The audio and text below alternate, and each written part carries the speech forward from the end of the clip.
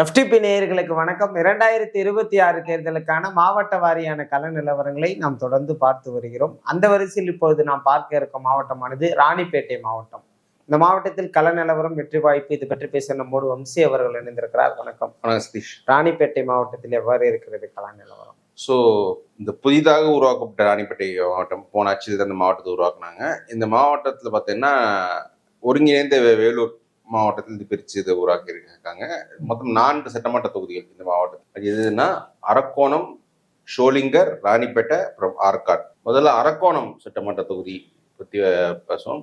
அரக்கோணம் வந்து இப்போ ஏடிஎம்கே சிட்டிங் சீட்டு. ஏடிஎம்கே சார்ந்த ரவி அவர்கள் தொடர்ந்து 3 தேர்தல்களை வெற்றி பெற்றிருக்காரு. அதுக்கு முன்னாடி 2006 திமுக கூட்டணியில் ஜெகன்மூர்த்தி இப்போ கீழ்வணித்துக்கு எம்எல்ஏ இருக்காரு, அவர் ஜெயிச்சாரு. ஸோ இது ஏடிஎம்கே ஸ்ட்ராங்காக இருக்கிற ஒரு பகுதி தான் இந்த அரக்கோணம். கடந்த தேர்தலில் ரவி வந்து 50% ஓட்டு ஜெயிச்சிருக்காரு. அவருக்கு எதிராக வந்து விசிகே போட்டிட்டு விசிகே வந்து 34% ஓட்டு தான் எடுத்தது. கௌதம் சேனா போன தேர்தலில். இந்த முறை வந்து மீண்டும் விசிகே தான் கண்டெஸ்ட் பண்ணது. விசிகே எழில் கேரளன் கண்டெஸ்ட் பண்ணுறாங்க. ரவி அதிமுக மீண்டும் போட்டிடுறார். நாம் தமிழர் ராஜ்குமார், தாவேக்காலேருந்து காந்திராஜ் கண்டெஸ்ட் பண்றாங்க. ஓகே, இந்த தொகுதியோட காஸ்ட் காம்போசிஷன் எப்படி இருக்குன்னா, இது வந்து 1 இயர் சிங்கிள் லேயர்ஸ் கமிட்டியா இருக்காங்க. 26% 1 இயர் இருக்காங்க. ஆதி திராவிடர் எஸ்சி இன்னொரு 26% இருக்காங்க. முதலியார் 15%, முஸ்லிம் 2%, அப்புறம் யாதவர் 5%. ஸோ இதுல வந்து ரவி ஒரு செக்ஷன் ஆஃப் எஸ்சி ஓட்டு பிரிச்சிருக்கிறாரு.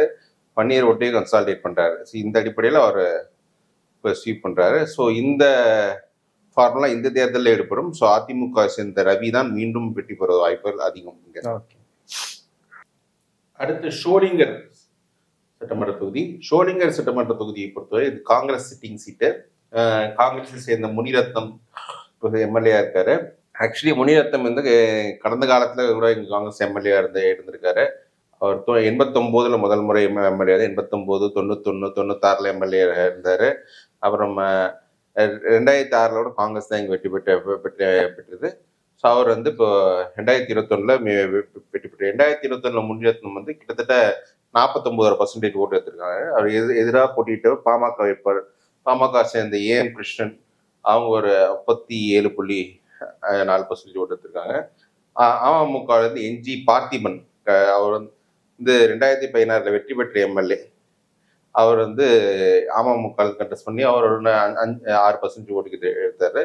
நாம் தமிழர் இங்க இருந்து ஒரு 9,500 ஓட்டு எடுத்திருக்காங்க. மக்கள் நீதி மையம் ஓட்டு பெருசா இல்லை.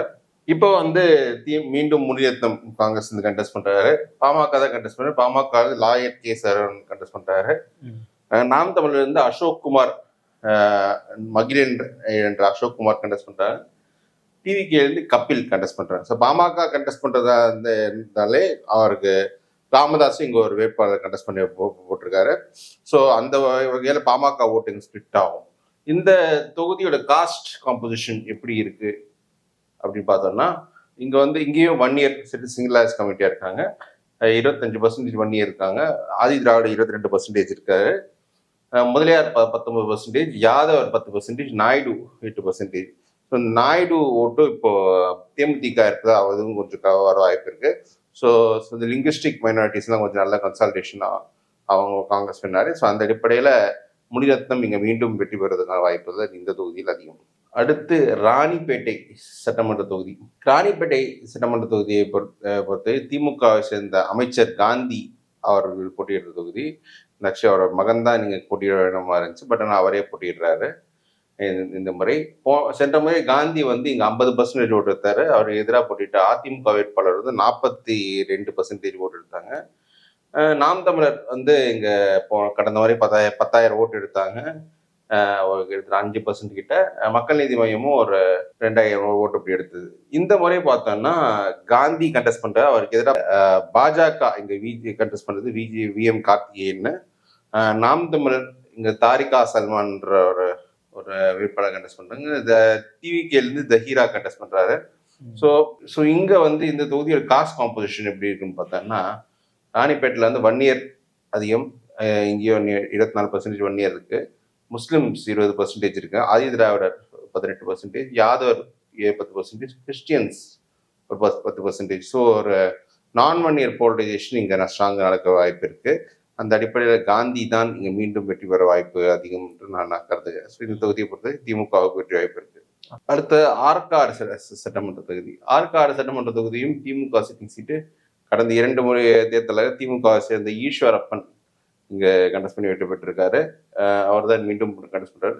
கடந்த முறை ஈஸ்வரப்பன் வந்து 50% ஓட்டு எடுத்தார் 21ல. நாம் தமிழர் வேட்பாளர் வந்து 12,000 ஓட்டு எடுத்து 6% ஓட்டு எடுத்தாங்க. பாமக கண்டஸ்ட் பண்ணது கடந்த மாதிரி KL இளவழகன் கண்டஸ்ட் பண்ணாங்க. அவங்க வந்து 40% ஓட்டு எடுத்தாங்க. மக்கள் நீதி மையத்துக்கு ஒரு 2,800 ஓட்டு அப்படி வந்தது. இந்த முறை வந்து அதிமுகவே கண்டஸ்ட் பண்றாங்க. கடந்த முறை ராணிப்பேட்டில் கண்டஸ்ட் பண்ண சுகுமார் தான் இங்க அதிமுக சார்பா எங்க வேட்பாளர் நிற்கிறாரு. நாம் தமிழர் இருந்து அர்ச்சனா நரசிம்மன், தவேகால இருந்து விஜயமோகன் கண்டஸ்ட் பண்றாங்க. ஸோ இந்த தொகுதியுடைய காஸ்ட் கம்போசிஷன் பார்க்கும்போது இங்கேயும் வன்னியர் சிங்கிள் காஸ்டா இருக்காங்க. ஆற்காடுல 24% வன்னியர் இருக்காங்க, ஆதி திராவிட 22%, முஸ்லிம் 21%.